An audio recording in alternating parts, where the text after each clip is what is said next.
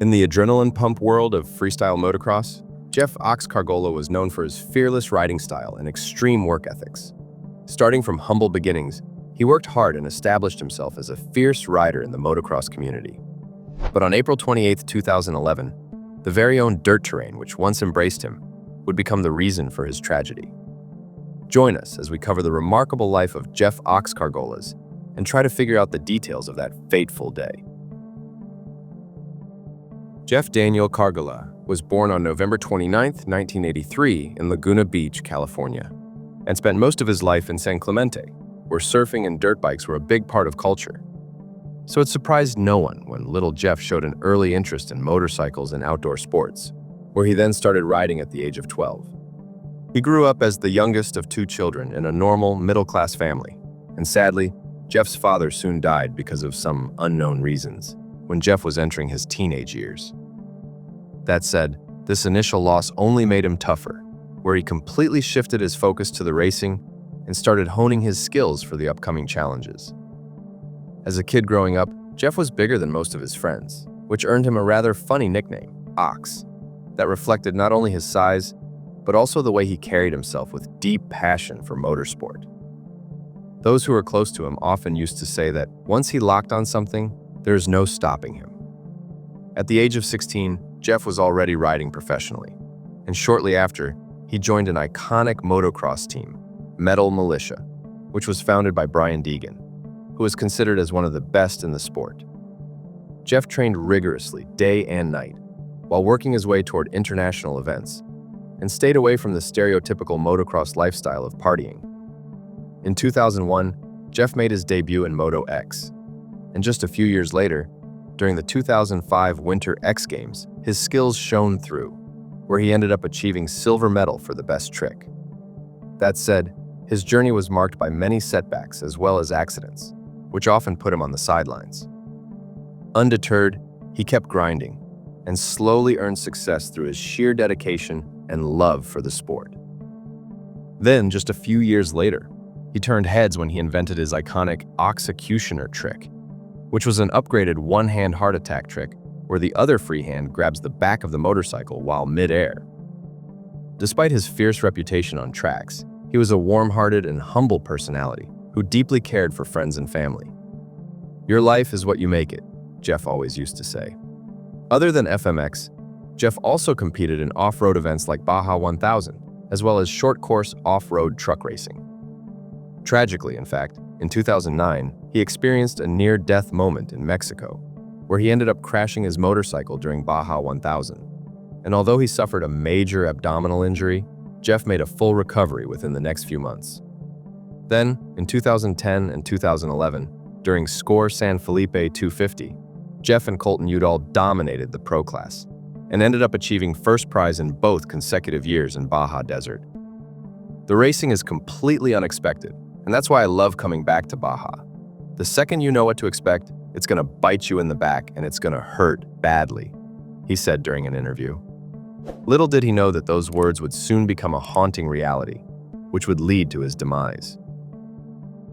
On April 28, 2011, a well-known endurance-type off-road motorcycle event named Desert Assassins Rip to the Tip kicked off as planned, where, according to the official report, approximately 40 riders, including Jeff, participated in this unofficial event. It was an 8-day yearly event, which covered roughly 1,500 miles throughout Mexico's Baja Peninsula, where riders, both the technical skills as well as stamina, got tested on the challenging terrain and rough conditions. And for Jeff, who craved such off-road challenges, it was a perfect stage to test his limits to the extreme. And besides, according to his teammates, Jeff was in a positive mindset and seemed unusually focused prior to the event. This could have been because of his recent performance during the 2011 Lucas Off-Road Racing Series, where he reportedly ended up winning a round within the super light class.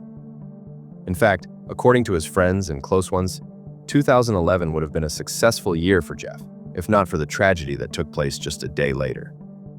On the morning of April 29, 2011, during the second day of the event, Jeff was reportedly riding his Honda CRF 450X while covering a section near San Felipe in Baja, California. He was accompanied by his friends, Ryan Hagee, trigger gum, as well as the event organizer and his close friend, Cameron Steele, who many believe was one of the main reasons he decided to participate in this event.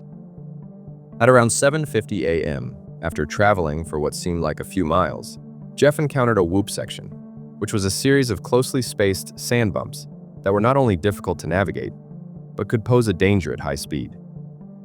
Jeff managed to ride through most of the section, but when he reached a rather uneven patch, which was just a couple of yards ahead, something went terribly wrong, where he suddenly lost control of his motorcycle.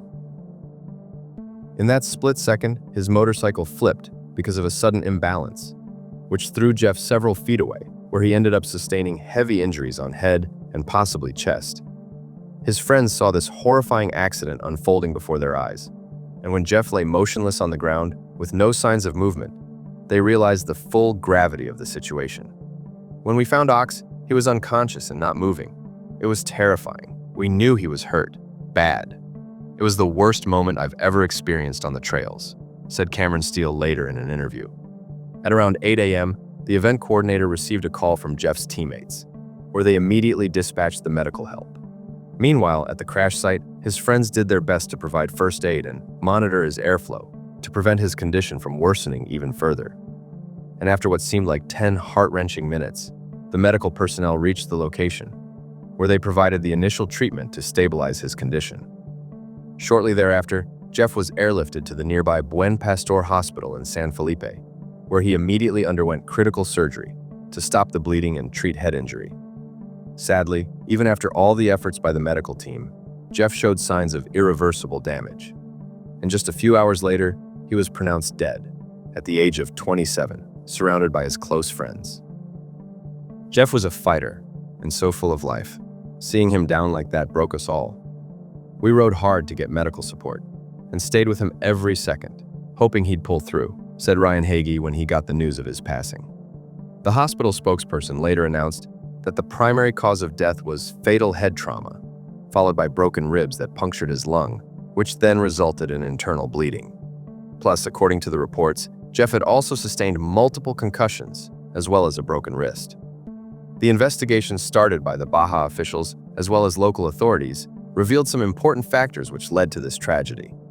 According to the testimonies received from his team members, Jeff was riding at the speed ranging between 40 to 60 miles an hour during the whoop section, where his front wheel dove too deeply into one of the whoops, which made the handlebars abruptly pitched upwards. And because of this sudden change in pitch, it overloaded the suspension and shifted Jeff's weight unexpectedly, which then resulted in him losing the control of his motorcycle. During that split moment, because of a sudden shift, he was thrown forward off his motorcycle, where he then landed first on his head and then chest, which broke his ribs. According to his teammates who reached there immediately, Jeff was in a rough condition with multiple concussions and was unresponsive. Plus, some sources even said that the intensity of the crash was so massive that the front tube of his motorcycle popped due to the force, and his helmet received heavy damage, almost to the point of breaking apart. And although it was ultimately considered rider error, many believed that riding for 2 consecutive days may have affected his motorcycle's suspension's performance, as well as Jeff's reaction speed. Jeff Ox Kargola's untimely passing was a heartbreaking blow to the Metal Mulisha team, which marked their second loss after the fatal accident of a renowned rider, Jeremy Lusk, who sadly passed away during a FMX competition in February 2009. In the aftermath of this tragic incident, Jeff's body was flown back to the United States by his family and close friends. On May 7, 2011, his funeral took place in his hometown of San Clemente, California, which was attended by many riders from the motocross community, as well as his Metal Mulisha team. Plus, on the same day, a memorial paddle-out was arranged to honor Jeff's legacy. At around 6 p.m. that evening, more than 100 people gathered to watch the traditional Hawaiian ceremony, where fellow surfers paddled out to the end of the pier and formed a circle while holding hands. Shortly thereafter, a helicopter dropped flowers from above to give tribute to the person who became a pioneer in every sport he competed in. Robbie Madison, one of the best in the sport, who was famously known for jumping 322 feet on a motorcycle, said that the helicopter reminded him of Jeff, who was like his brother. "I am from Australia, and it's really difficult to find someone who you can really connect with. Jeff was shy at first, but when you knew him, he could turn a day that wasn't perfect into a perfect one. He further continued. In the upcoming months, the team Metal Mulisha created special shirts as a tribute to Jeff with the phrase, "Ride in Peace." Plus, they also raised funds through Jeff Ox Kargola Fund, which aimed at improving hospital facilities in Baja, California, Mexico. Jeff was arguably one of the most hardworking and talented riders the sport had ever seen, and this was further highlighted when his family, along with fellow riders, built a 30-foot wide and 2-foot tall memorial at the crash site. And although his life was cut too short, he will always be remembered as one of the most talented riders in the motocross community. He knew the risks of the sport, but still hopped on his motorcycle and gave his best during every event. He was not chasing fame or money. He did it for his love for motorcycles and the sport. So if you enjoyed this story and want to watch more racing content like this, then make sure to check the rest of our channel. Also, don't forget to hit the subscribe button if you are new here, and we will see you in the next video.